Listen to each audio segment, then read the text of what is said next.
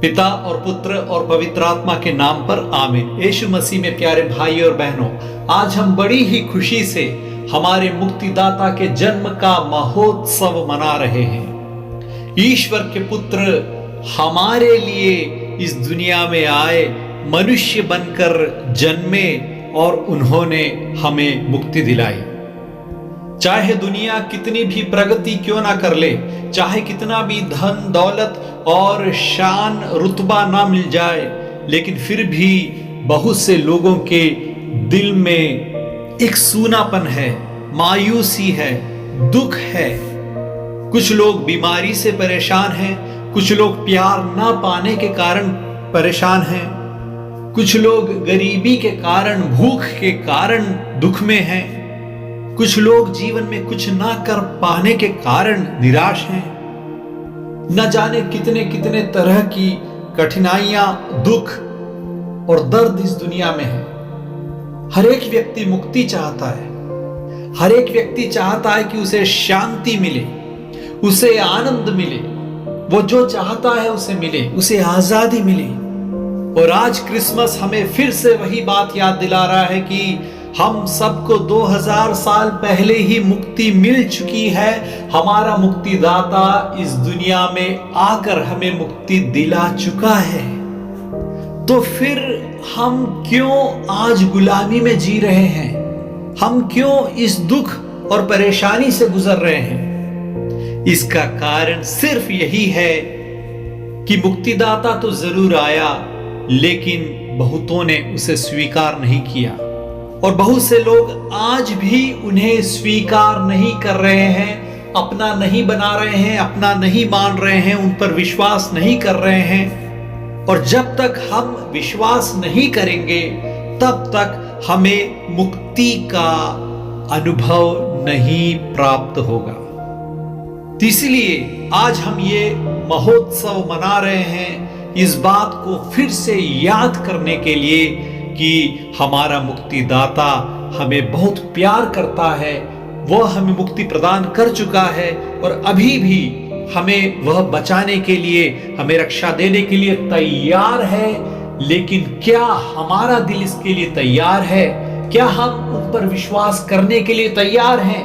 क्या हम अपने सिर को झुकाकर अपने आप को पूरी तरह से उनके सामने समर्पित करने के लिए तैयार हैं? यदि हम तैयार हैं तो हमें मुक्ति का अनुभव होगा, हमें आनंद का अनुभव होगा, हमारा दिल उनके प्यार से भर जाएगा और हम शांति प्राप्त करेंगे।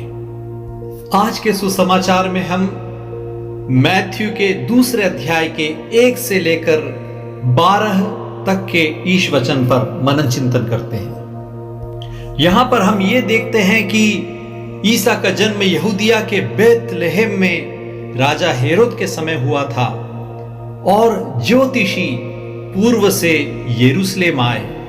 वे जाकर हेरोद राजा से मिलते हैं, उसके महल जाते हैं और पूछते हैं कि कहां है यहूदियों का नवजात राजा?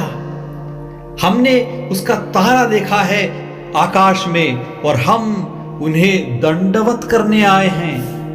पूरब देश से आने वाले ये ज्योतिष यहूदियों के नवजात राजा और ऐसा राजा जो इस्राएल को मुक्ति दिलाएगा, एक ऐसा राजा जिसके बारे में गणना ग्रंथ के 24वें अध्याय के 17वें वाक्य में हम ये देखते हैं इस भविष्यवाणी में, मैं उसे देखता हूं किंतु वर्तमान में नहीं, याकूब के वंश में एक शासक का उदय होगा, याकूब के वंश में एक तारा आएगा, नक्षत्र आएगा। इस भविष्यवाणी के बारे में इन ज्योतिषों को मालूम था, इसलिए वह उस तारे को देखकर, आकाश में उस तारे के उदय को देखकर उस राजा की खोज में आए। लेकिन उन्होंने भी यही सोचा कि राजा तो एक महल में ही पैदा होगा, इसलिए वे गलत रास्ते आए। उनकी तलाश तो सही थी, लेकिन वे पहुंचे एक गलत जगह पर। ये ज्योतिष यहूदी नहीं है, गैर यहूदी है।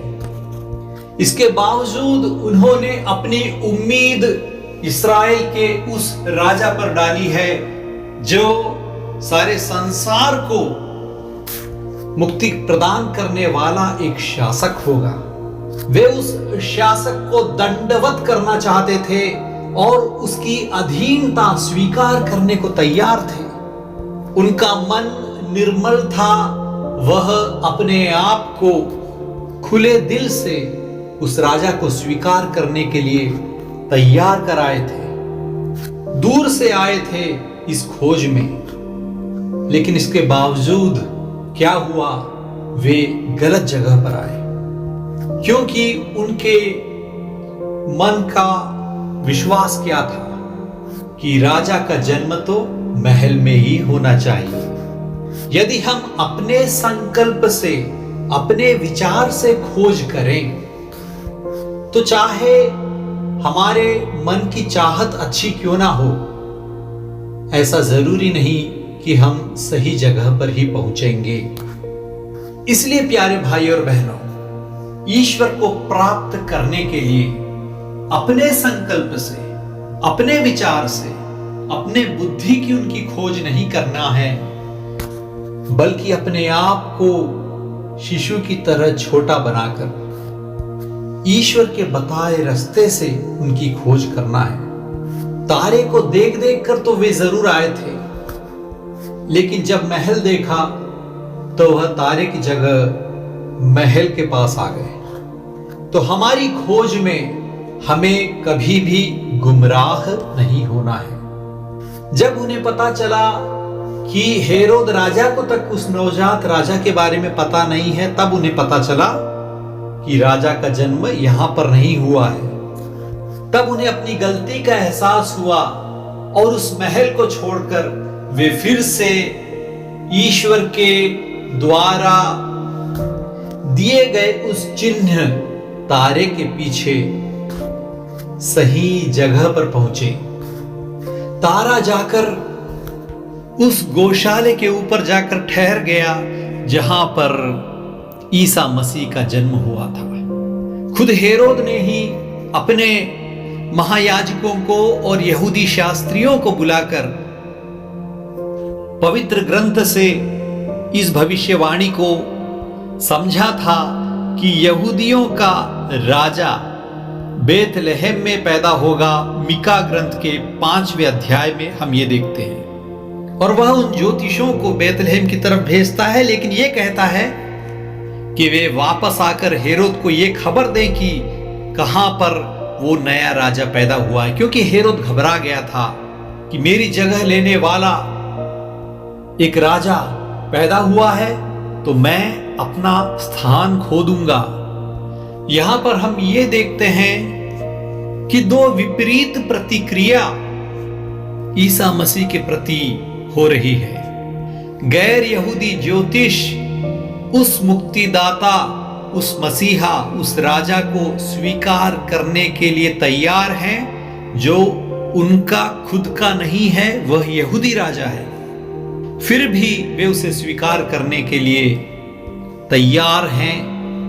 उनका दिल शिशुओं की तरह छोटा है। और दूसरी तरफ हेरोद राजा इस बात को जानने के बावजूद कि पुराने नियम में इस बालक के बारे में लिखा गया है, यह ईश्वर की मर्जी है, फिर भी वह उस नए राजा को स्वीकार करने के लिए तैयार नहीं था, बल्कि उस राजा की हत्या करने की कोशिश में था। और ना केवल हेरोद, महायाजक और यहूदियों के बीच के शास्त्री यहूदी, उन्हें ये मालूम है कि दाऊद के वंश में, याकूब के घराने में, बेथलेहम में यहूदियों का राजा पैदा होगा। यह जानते हुए भी उसे स्वीकार करने के लिए वे तैयार नहीं थे। और ईसा मसीह के जीवन में भी हम यही देखते हैं। उनके जीवन काल में गैर यहूदियों ने उन पर विश्वास किया, उन्हें स्वीकार किया, लेकिन उनके खुद, उनके अपने यहूदी, उनके सगे उन पर विश्वास करने के लिए या उन्हें स्वीकार करने के लिए वे तैयार नहीं थे। मुक्तिदाता तो पैदा हो चुके हैं, मुक्तिदाता तो हैं, एक सच्चे मुक्तिदाता, एक सच्चे ईश्वर। लेकिन हमारी प्रतिक्रिया क्या है? क्या हम हेरोद राजा की तरह ईसा मसीह को अपना शत्रु मानते हैं? ऐसा प्रभु जो मुझे आजादी नहीं दे रहा है, ईसा मसीह के मार्ग पर यदि मैं चलूंगा, मुझे उनके नियम का पालन करना होगा, मैं अपनी मनमर्जी नहीं कर पाऊंगा, मैं पाप नहीं कर पाऊंगा। मुझे यदि अपनी इच्छा के अनुसार जीना है, मजे में जीना है, तो ईसा मसीह और कलीसिया वो मेरे शत्रु हैं। या दूसरी तरफ शास्त्रियों और महायाजकों का मनोभाव, ईसा मसीह के बारे में जानना काफी नहीं है, कलीसिया के द्वारा दी जाने वाली सीख को जानना काफी नहीं है, उसके अनुसार जीने का मन क्या हम में है? क्या हम सिर्फ ढोंगी बनकर बैठे हैं? क्या ईसा मसीह को हम सच्चे दिल से स्वीकार कर रहे हैं? हमें इस बात को पूछना है, अपने मन को टटोल कर देखना है। जब तक हम मुक्तिदाता पर विश्वास नहीं करेंगे, उन्हें नहीं अपनाएंगे, उन्हें अपना नहीं बनाएंगे, तब तक हमें मुक्ति का अनुभव और शांति और आनंद नहीं प्राप्त होगा। इस बात को हम समझें। रोमियो के नाम 3 अध्याय के 25वें वाक्य में संत पौलुस हमसे यह कहते हैं, ईश्वर ने चाहा कि ईसा अपना रक्त बहाकर पाप का प्रायश्चित करें और हम विश्वास द्वारा उसका फल प्राप्त करें। ईसा मसीह ने तो हमें मुक्ति दिलाई है अपने रक्त के द्वारा, अपने पुनरुत्थान के द्वारा, लेकिन उस मुक्ति का फल हमें कैसे प्राप्त होगा? विश्वास के द्वारा। तो इसलिए प्यारे भाई और बहनों, क्रिसमस मनाने का अर्थ है अपने मुक्तिदाता पर विश्वास करना, अपने दिल, अपने मन, अपनी बुद्धि को उनके सामने दंडवत करना, झुकाना, छोटा बन जाना और उन्हें अपना राजा मानना, अपने जीवन की बागडोर उनके हाथों में सौंप देना। योहन के सुसमाचार 1 अध्याय के 12वें वाक्य में हम ये पढ़ते हैं, जितनों ने उसे अपनाया और जो उसके नाम में विश्वास करते हैं, उन सबको उसने ईश्वर की संतति बनने का अधिकार दिया।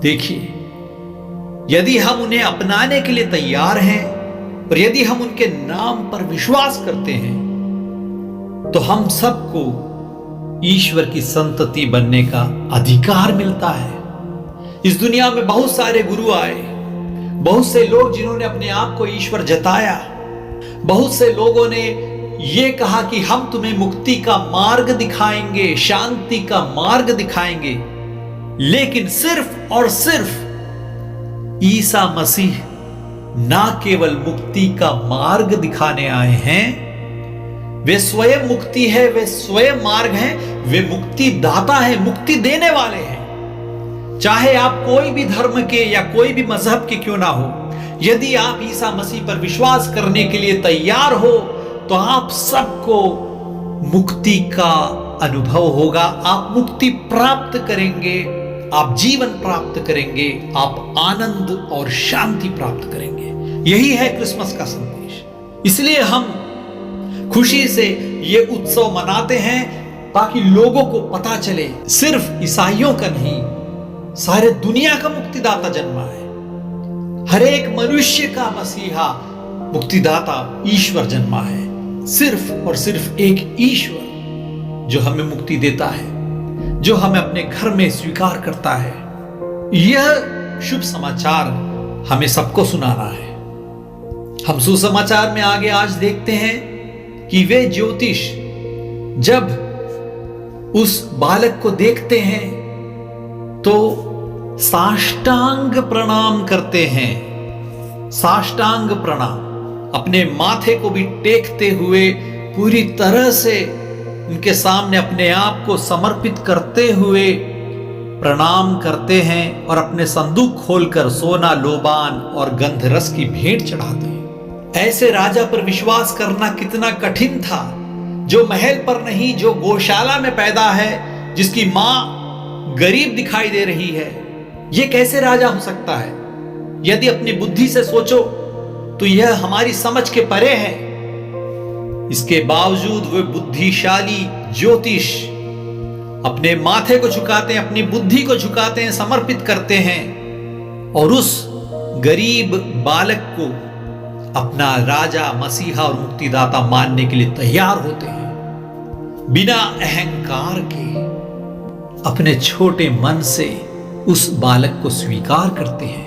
राजाओं के पहले ग्रंथ 10वें अध्याय के पहले और दूसरे वाक्य में हम ये पढ़ते हैं कि शेबा की महारानी सोलोमन के पास बहुत से तोहफे लाती हैं, खासकर सोना। यहां पर दाऊद का पुत्र नया सोलोमन पैदा हुआ है। दुनिया भर के राजा जिस प्रकार सोलोमन के सामने नजरिया लाते थे, उसका मान सम्मान करते थे, उसी प्रकार पूरब देश से आए ये ज्योतिष, जिन्हें कुछ लोग राजा भी मानते थे, उसका प्रधान कारण था स्तोत्र ग्रंथ 72 का 10वां और 11वां वाक्य, जिसमें हम ये पढ़ते हैं, तर्शीश और द्वीपों के राजा उन्हें उपहार देने आएंगे, शेबा और सबा के राजा उन्हें भेंट चढ़ाने आएंगे, सभी राजा उन्हें दंडवत करेंगे, सभी राष्ट्र उनके अधीन रहेंगे। तो यह वचन, यह भविष्यवाणी भी यहां पर पूरी होती है। और ईसाया ग्रंथ के 60वें अध्याय के 6ठे वाक्य में हम ये भी पढ़ते हैं, शबा के सब लोग प्रभु की स्तुति करते हुए सोने और लोबान की भेंट ले आएंगे। पुराने नियम की कितनी भविष्यवाणियां सैकड़ों साल पहले ही मसीहा के जन्म के बारे में सूचित करती है। दुनिया में किसी भी व्यक्ति के बारे में कभी भी इतनी भविष्यवाणियां नहीं हुई हैं जो पूरी तरह से पूरी हुई है। वह है हमारे मसीहा यीशु मसीह के जीवन में, उनके जन्म में और उनके जीवन के हर एक बातों पर हम ये देख सकते हैं। आए हम भी उन 3 ज्योतिषों की तरह प्रभु के सामने साष्टांग प्रणाम करें, अपने दिल, अपने मन, अपने आत्मा, अपनी बुद्धि, सब कुछ उनके सामने समर्पित करें। छोटा बन जाए, घुटने टेकें, अपने अहंकार को त्यागें, ताकि हम प्रभु को पहचान सकें, अपना सकें, अपना बना सकें, उनके हो जाएं। हमें भी ज्योतिषियों की तरह विश्वास में आगे बढ़ना है। देखने में एक साधारण सा, एक गरीब सा बालक, लेकिन वह मसीहा है, मुक्तिदाता है, ऐसा उन्होंने विश्वास किया। उसी प्रकार जब भी हम पवित्र कुर्बाना में भाग लेते हैं तो देखने में एक छोटी सी रोटी और अंगूरी, उसका स्वाद भी वैसा ही है, लेकिन हम ये विश्वास करते हैं वह हमारे प्रभु ईसा मसीह का जीवंत शरीर और रक्त है। यह सिर्फ विश्वास की आंखों से ही देखा जा सकता है। यदि हम सच्चे तरीके से विश्वास करते हुए इसे स्वीकार करें तो हर एक पवित्र कुर्बाना स्वीकरण के समय हमें प्रभु का जन्म का आनंद हमारी आत्मा में, हमारे दिल में प्राप्त होगा। और यदि ईश्वर हमारे दिल में पैदा होते हैं, हमारे दिल में रहते हैं, तो फिर किस बात का डर। लूकस के सुसमाचार 2 अध्याय के 10वें और 11वें वाक्य में हम ये पढ़ते हैं, स्वर्गदूत गडेरियों से, चरवाहों से कहते हैं, डरिए नहीं, आपके लिए बड़े आनंद का सुसमाचार सुनाता हूं। आज दाऊद के नगर में अर्थात बेथलेहम में आपके मुक्तिदाता प्रभु मसीह का जन्म हुआ है। यह आनंद का सुसमाचार है, यह आनंद का सुसमाचार है। इसलिए हमें डरने की जरूरत नहीं है। हमारे प्रभु ना केवल हमारे साथ हैं, वे हमारे दिल में बसते हैं। इस विश्वास में आनंद और शांति के साथ हम जिए। आप सबको प्रभु ईसा मसीह के जन्म के इस त्योहार की हार्दिक शुभकामनाएं और प्रभु का अनुग्रह सदा प्राप्त हो। आमीन।